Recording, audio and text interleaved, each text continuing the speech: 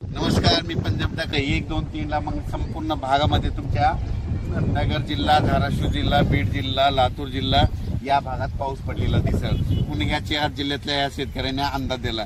पूर्व विदर्भातल्या शेतकऱ्याला सांगू इच्छितो की पूर्व विदर्भामध्ये नागपूर, वर्धा, भंडारा, गोंदिया, चंद्रपूर, यवतमाळ, अकोला, वाशिम, हिंगोली, बुलढाणा, जळगाव या जिल्ह्यातल्या सर्व शेतकऱ्याला सांगू इच्छितो की 1, 2, 3 जुलैला मात्र तुमच्या इकडे मुसळधार पाऊस पडणार आहे. विदर्भ, पूर्व विदर्भ 6 जिल्हे, पश्चिम विदर्भ 5, 11 जिल्ह्यामध्ये मुसळधार पाऊस पडणार आहे. कुठं अतिवृष्टी होणार आहे, कुठं भाग बदलत पाऊस पडणार आहे, कुठं रिमझिम पडणार आहे. पण सांगायचं झालं तर यवतमाळ जिल्ह्यामध्ये खूप जोरात पाऊस पडणार आहे.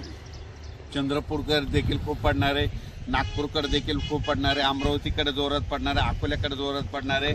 वाशिम जिल्हा जोरात राहणार आहे. हिंगोलीकडे राहणार आहे. त्याच्यानंतर अकोला, बुलढाणा जास्त राहणार आहे.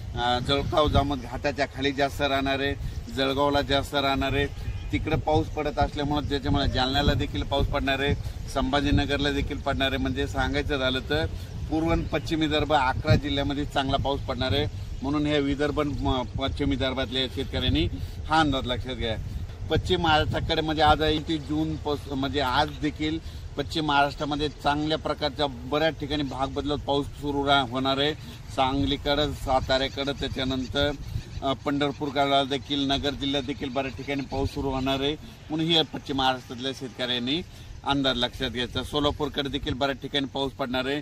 त्याच्यानंतर कोकणपट्टी आणि घाटमाथ्यावरल्या भागातल्या सर्व जनतेला आणि शेतकऱ्याला सांगू इच्छितो की कोकणपट्टी घाटमाथ्यावरला पाऊस मात्र